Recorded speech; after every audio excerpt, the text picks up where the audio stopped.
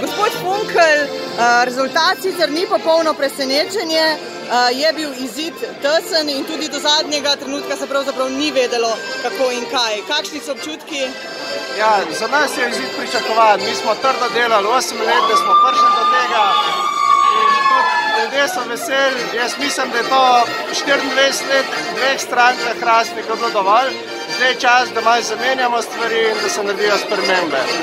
Zaupanje volivcev, zahvaljujem se vsem volivcem.